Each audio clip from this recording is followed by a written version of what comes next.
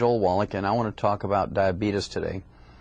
Diabetes is a terrible degenerative disease that afflicts something like 12% of Americans, and the rate is actually growing. It's an epidemic disease in America right now. We have 1 million new cases of adult-onset type 2 diabetes.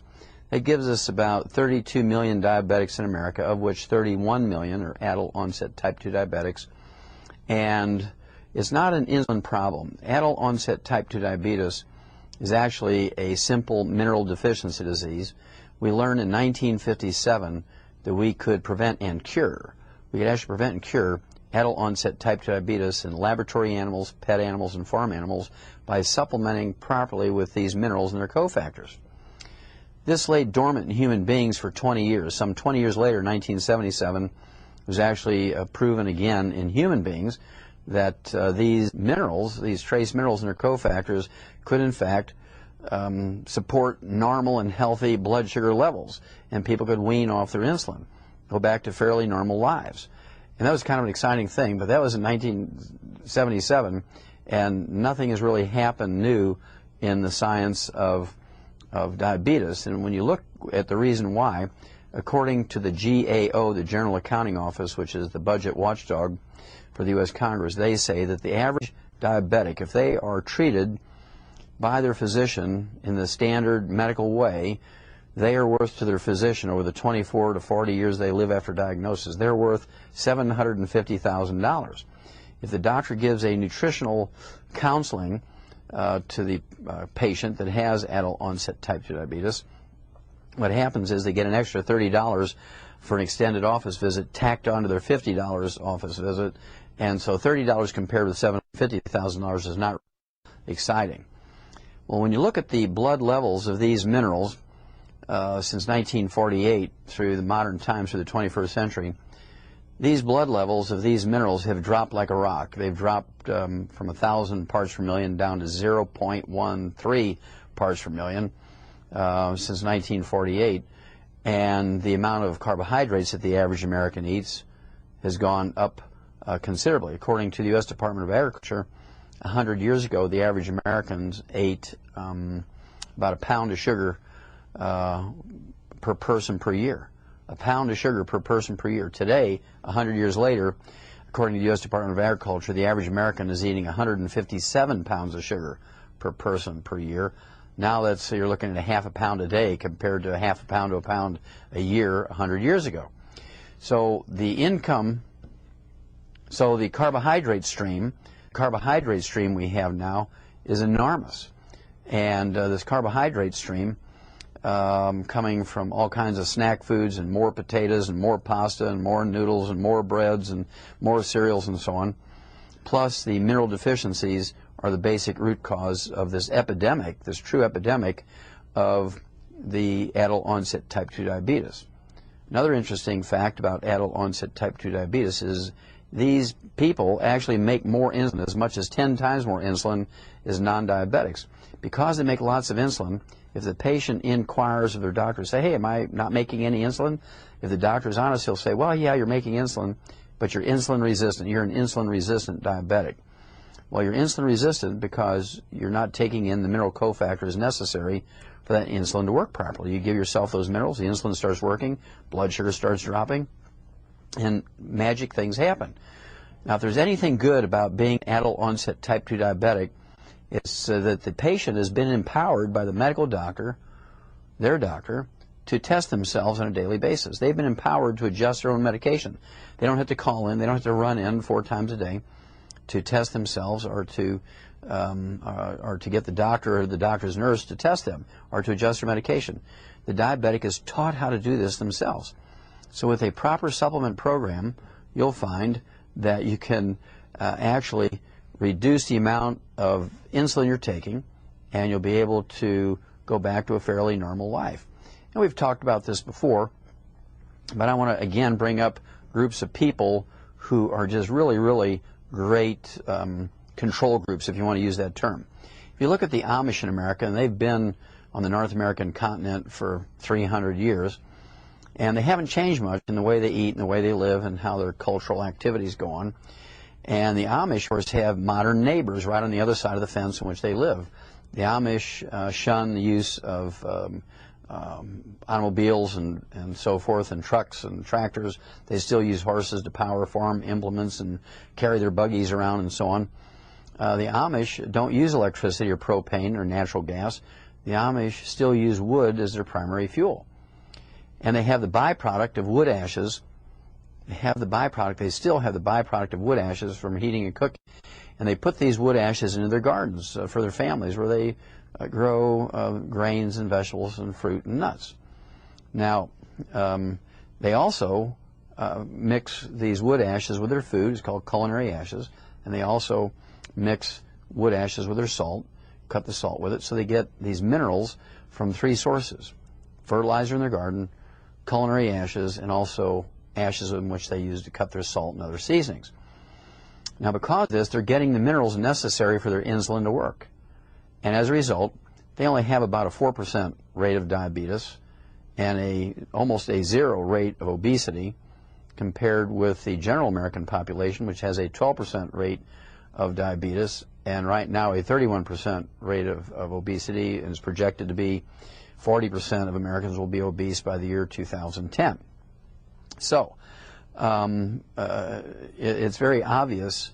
They're breathing the same air, drinking the same water, basically eating the same food, except that their food is fertilized with wood ashes, which are the minerals that are left over when you burn away the carbon in the wood.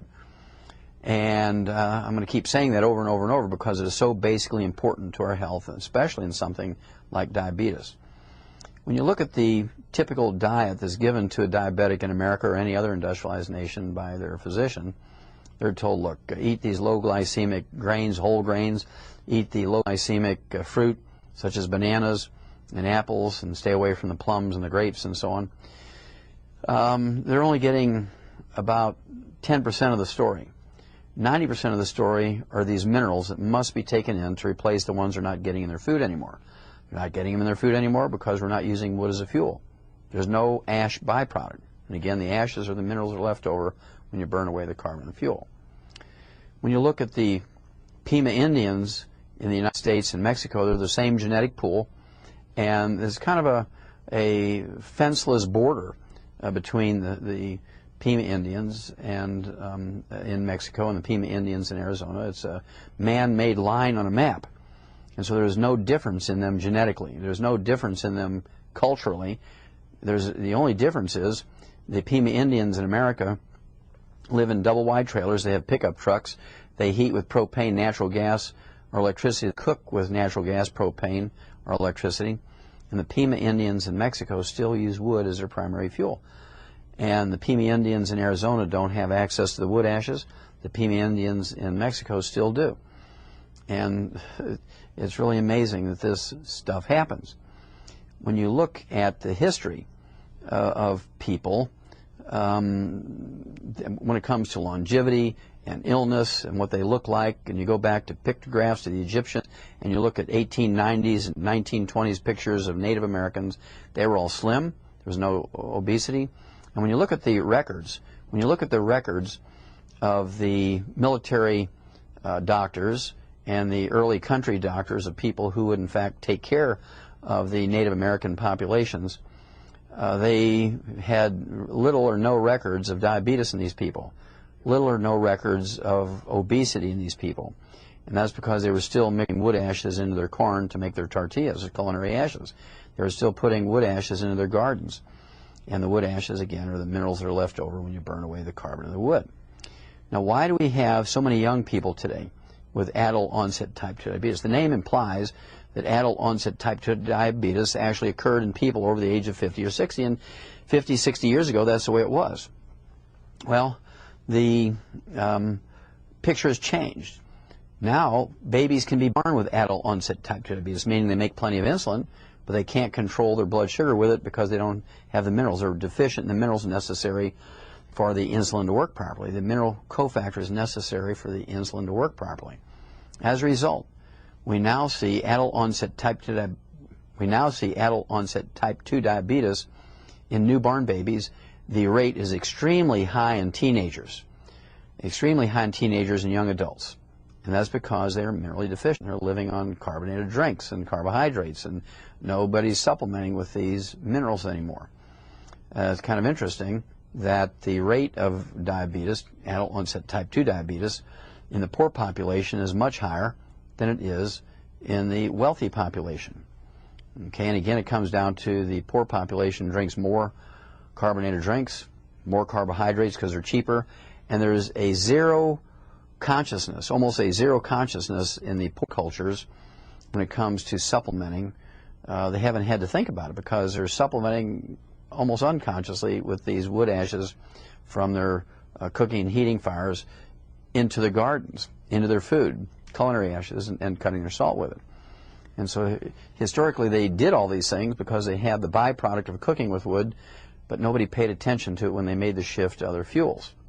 Now, many doctors will want people to believe that there's a terrible black gene that causes the high rate of diabetes and obesity in the African American population in America and other industrialized nations. Well, that's not true, because they've shown very clearly with a great study where they went to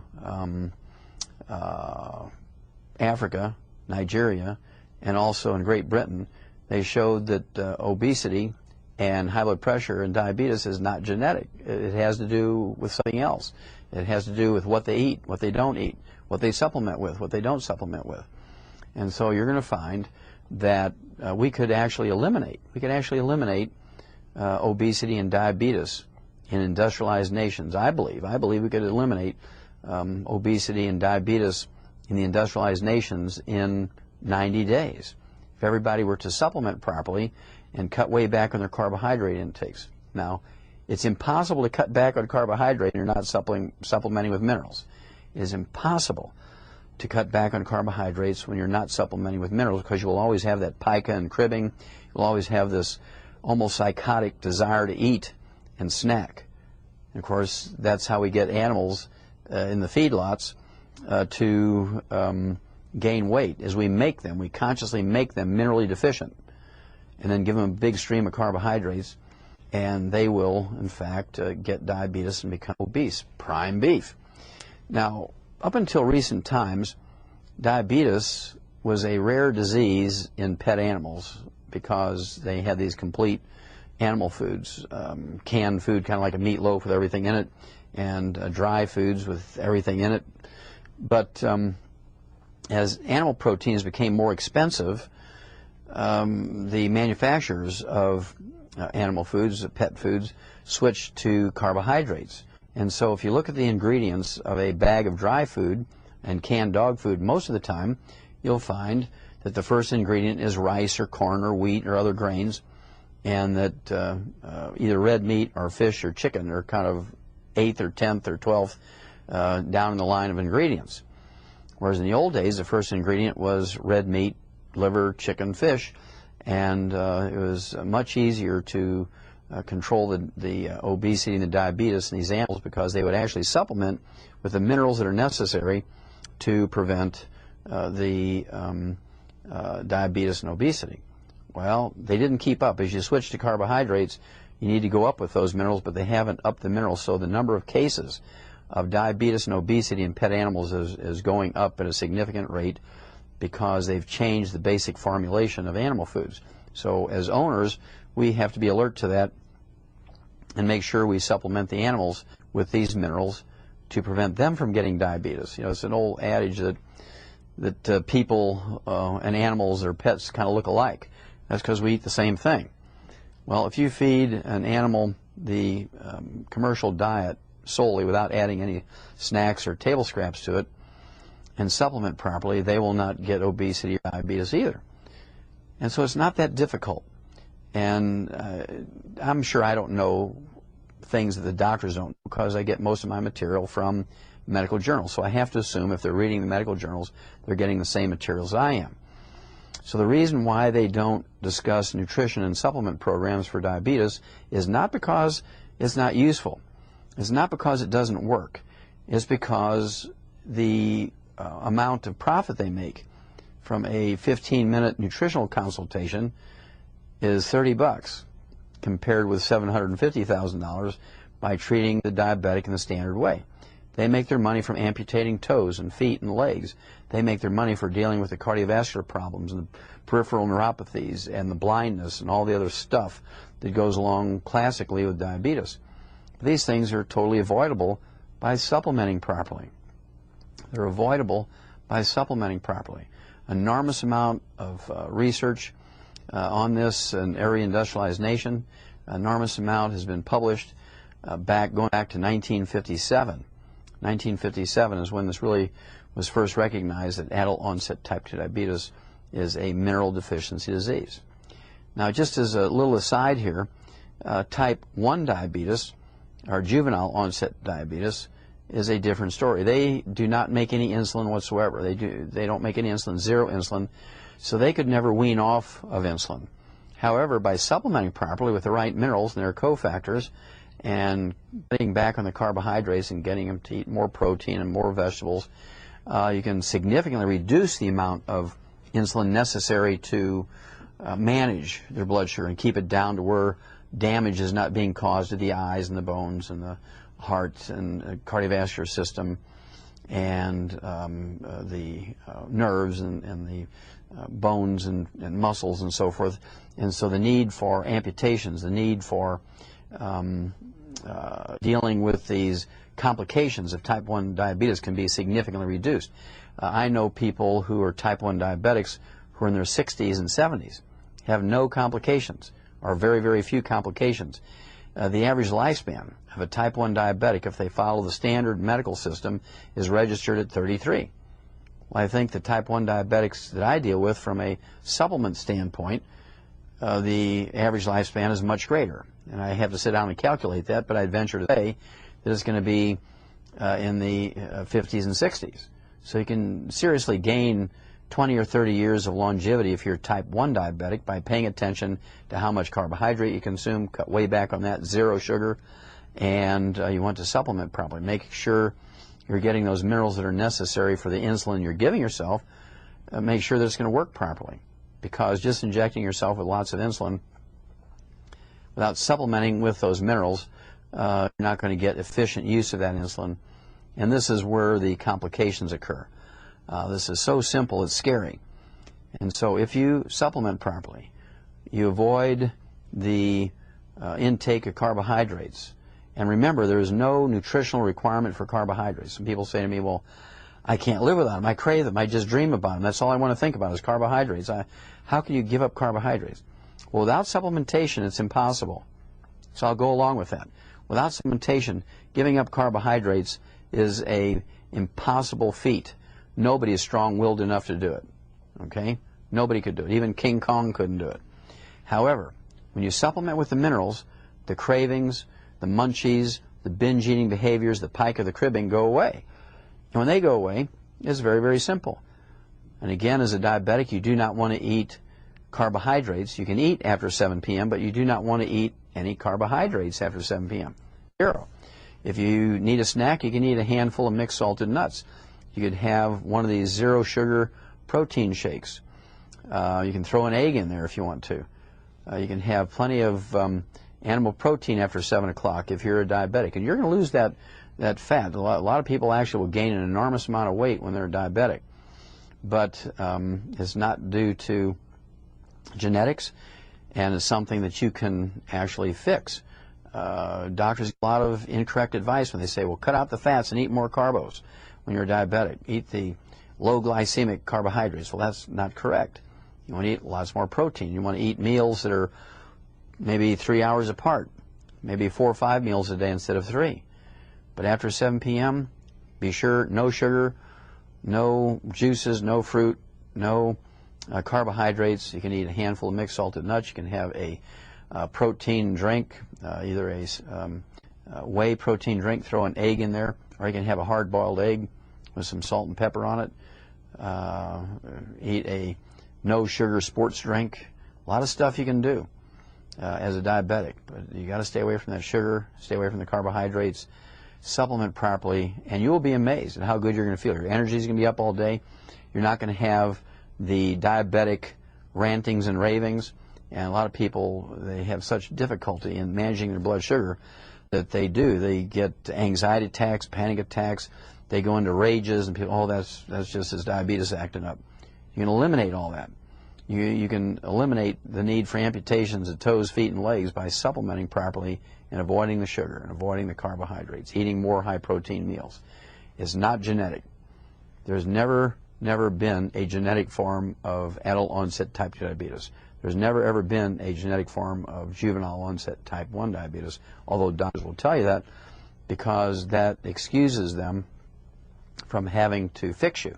If it's your bad genes, that excludes them from having to fix you. Well, diabetes is much more easily managed than doctors would have you believe. It's much more easily managed than doctors would have you believe. And we as individuals have to take control of managing diseases like diabetes, because if we're waiting for doctors to do it, it's not going to happen. Their level of care for diabetes is always driven by income. And again, they're not going to just take $30 and give you a 15-minute nutritional counseling. And so you have to educate yourself. Education is power, and education with action is superpower. And I get excited for type 2 diabetics because it's a disease that we can eliminate. I'll repeat that. We can eliminate type 2 diabetes, America and all the other industrialized nations, if we supplement properly and we eliminate the majority of the carbohydrates and sugars out of our diets. It's really quite a simple thing. Once you know what to do, it's actually quite simple. And so it's a matter of just doing it. Remember, education is power, and education with action is superpower. So cut the carbohydrates, eliminate the sugar, supplement properly, and guess what? It'll happen.